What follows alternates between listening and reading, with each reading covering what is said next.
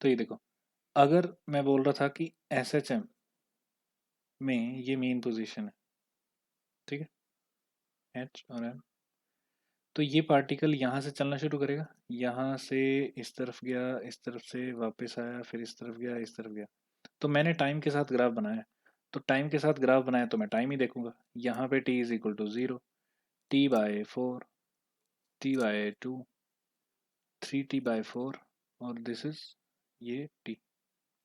Okay, तो यहाँ देखो, SHM जब बीच में होता है, बीच में मतलब मीन पोजीशन पे, तो उस टाइम पे उसके पास क्या होता है ज़्यादा? Kinetic energy, obviously kinetic energy. तो देखो रेड वाला जो है काइनेटिक एनर्जी बनी हुई है, तो रेड वाला पार्ट आपका काइनेटिक एनर्जी का आ गया। अब देखो, मैंने क्या बताया था, एक साइकिल में काइनेटिक एनर्जी भी 2 बार आ जा रही है और चेंज हो जा रही है, जीरो से मैक्सिमम, मैक्सिमम से जीरो, और पोटेंशियल एनर्जी भी। तो देखो, पूरा टाइम इंटरवल ठीक है, और इसमें ग्राफ बना दी है, ठीक है। तो अब ये ग्राफ देखो जीरो से ऊपर है, टाइम में नहीं, सॉरी, एनर्जी में जीरो से ऊपर है। तो जीरो से ऊपर मतलब वो जो 1 + cos 2 थीटा हो रहा है ना, क्योंकि cos 2 थीटा का ग्राफ कैसा होता है? cos 2 थीटा का ग्राफ होता है इस टाइप का, मतलब cos थीटा का ग्राफ होता है इस टाइप का। ओके, ये हो गया पूरे एक टाइम इंटरवल में। और cos 2 थीटा का कैसा होगा? सेम इन टाइम इंटरवल में यही वाले पार्ट्स 2 बार आ जाएंगे, ऐसे और फिर से ऐसे, ठीक है। तो मतलब जितने में ये T/2 होगा उतने में ये 2 बार आ जाएगा, ये एक बार आ जाएगा फुल। ओके, अब नेक्स्ट, 1+ का मतलब क्या है? 1+ का मतलब इसमें DC कंपोनेंट ऐड हो गया। DC कंपोनेंट ऐड होने का मतलब, अब देखो AC/DC आ गया, इसका मतलब ये किस चैप्टर में काम आने वाला है? AC में, ठीक है। तो इसमें 1+ कर देंगे, 1+ करने का मतलब ये सारा ग्राफ ऊपर शिफ्ट हो जाएगा, तो ये सारा का सारा ग्राफ ऊपर शिफ्ट हो जाएगा। तो पहले यहाँ पे क्या आ रहा था? -1, यहाँ आ रहा था 1, तो 1 में 1 ऐड करेंगे तो 2 पे पहुंच जाएगा, तो ये आ गया 2 पे। और जो -1 है इसमें 1 ऐड करेंगे तो वो 0 पे आ जाएगा। तो मतलब ये ग्राफ कुछ ऐसे शिफ्ट हो गया, ऐसे, ऐसे, और यहाँ से भी ऐसे और ऐसे, ठीक है। तो this is your graph of 1 + cos 2 theta, वगैरह वगैरह। ओके, तो इस टाइप से, तो ऐसा ही ग्राफ बन जाएगा इसका, है ना। और सेम टू सेम दूसरा क्या होगा? दूसरा होगा -cos 2 थीटा। तो -cos 2 थीटा का मतलब क्या है? cos 2 थीटा का ग्राफ कैसा था? cos 2 थीटा का जो ग्राफ था वो हमारा था इस टाइप का, ये वाला था ग्राफ, अभी अभी बनाया था वो ऊपर जो है, ठीक है। -cos 2 थीटा का कैसा होगा? -cos 2 थीटा का मतलब ये फ्लिप हो जाएगा, ठीक है। तो ये फ्लिप होके कैसा बन जाएगा? ये कुछ ऐसा बन जाएगा, नीचे से शुरू होगा ऐसे और ऐसे, फिर उसके बाद ऐसे और ऐसे। तो ये पूरे टाइम इंटरवल T का ग्राफ है, ठीक है। अब इसमें इसमें ये क्या है? ये है -1 और ये है +1, ठीक है। तो इसमें मैं 1 ऐड करूंगा तो क्या आएगा? इसमें 1 ऐड करूंगा तो ये भी ऊपर आ जाएगा। ये भी ऊपर आ जाने का मतलब है कि जो -1 पे था पॉइंट वो 0 पे आ जाएगा। तो ये 0 पे ऐसे आगे देखो, ये ऐसे, और फिर उसके बाद यहाँ से भी ऐसे। तो ये किसका ग्राफ होगा? ये -cos किस में आ रहा था? ये आ रहा था u में, ठीक है। तो ये देखो ऐसा ग्राफ u का दिख रहा है आपको, ये देखो यहाँ पे ब्लू वाला, ओके। और ऐसा ग्राफ दिख रहा होगा आपको कोस काइनेटिक एनर्जी का, तो वो ये दिख रहा है रेड वाला। तो ऐसे करके ग्राफ बन जाते हैं, ठीक है। तो इसीलिए ये ग्राफ ऐसे बने। अब बाकी क्या बच गया? एम्पलीट्यूड। अब एम्पलीट्यूड तो आपने वहाँ पे मैग्नीट्यूड में देख ही लिया था, क्या था मैग्नीट्यूड, तो वही इसका मैक्सिमम एम्पलीट्यूड होगा, ठीक है। और ये बीच वाली पॉइंट बनाया जस्ट, ठीक है। और यहाँ पे 0। तो देखो, टोटल काइनेटिक एनर्जी किस में चेंज हो जा रही है?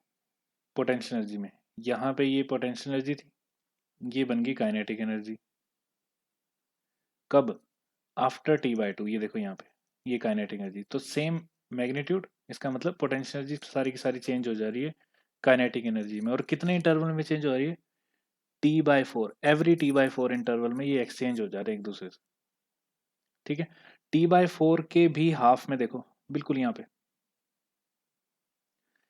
इस पॉइंट पे क्या है? ये जो पॉइंट है सारे के सारे, ये कहाँ कहाँ आ रहे हैं? T/8 के इंटरवल पे, मतलब T/8 के इंटरवल पे तो नहीं, बट T/8 पे, फिर उसके बाद यहाँ पे 3T/8 पे, फिर उसके बाद ऐसे ही करते करते 5t/8 पे, ऐसे करते करते यहाँ पे, ठीक है।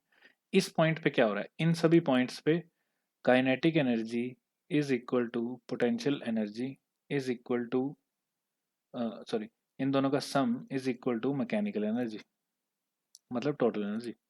और यहाँ पे काइनेटिक एनर्जी भी इक्वल है और पोटेंशियल एनर्जी भी इक्वल है। तो देखो इस मैग्नीट्यूड का 1/4 है, इसको 2 बार प्लस करोगे तो क्या आ जाएगा, 1/4, 1/4 कितना होगा, हाफ, तो वो हाफ बन जाएगा, ये देखो, ठीक है।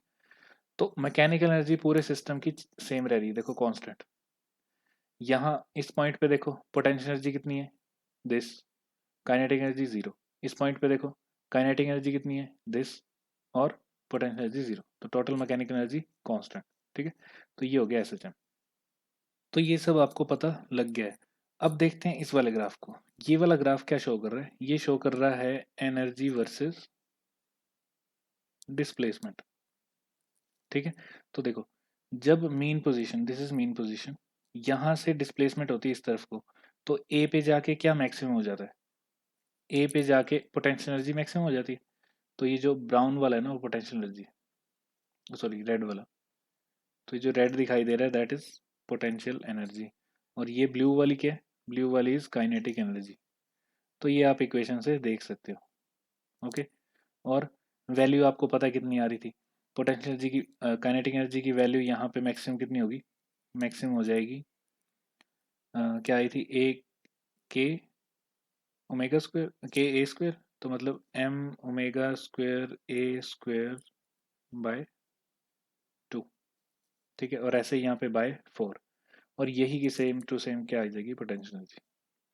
तो यहाँ पे भी पता लग रहा है हमें कि क्या हो रहा है, काइनेटिक एनर्जी और पोटेंशियल एनर्जी आपस में एक्सचेंज हो रहे हैं, और टोटल मैकेनिकल एनर्जी फिर भी कांस्टेंट रह रही है सिस्टम की, ओके। तो इस तरह से आप लोग ग्राफ देख सकते हो with time and with position या डिस्प्लेसमेंट, ठीक है।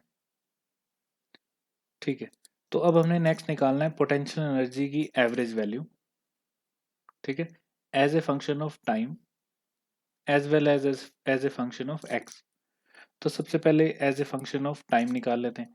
अब एवरेज पोटेंशियल एनर्जी क्या होगी, ऑब्वियसली मीन, मीन मतलब कि average potential energy with respect to d t integration upon integration of d t, तो ये हो गया मीन, मीन मतलब एवरेज, ठीक है। तो वैल्यू पुट कर देते हैं, तो वैल्यू पुट करेंगे तो u की वैल्यू क्या आई थी हमारे पास, 1 by, in terms of t है तो in terms of t put करना पड़ेगा हमें, 1/4, ठीक है, के ए स्क्वेयर, के लिखो चाहे एम ओमेगा स्क्वेयर लिखो एक ही बात है, integration of 1 - cos 2 omega t,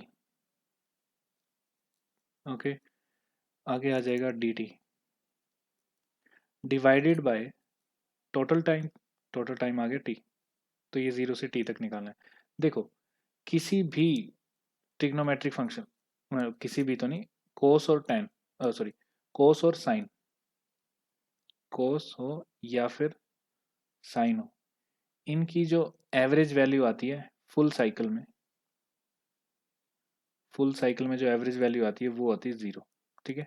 तो देखो फुल साइकिल में एवरेज वैल्यू मतलब जब ये हम इनको अलग अलग करेंगे तो ये वैल्यू कुछ ऐसी बन जाएगी, 1/4 के ए स्क्वेयर, इसकी integration from 0 to t, okay, minus ये सारा का सारा इंटीग्रेशन यहाँ भी आएगा 0 से t, cos 2 omega t into D T, यहाँ पे भी D t divided by T, तो ये पूरी की पूरी क्या हो जाएगी, 0, ओके।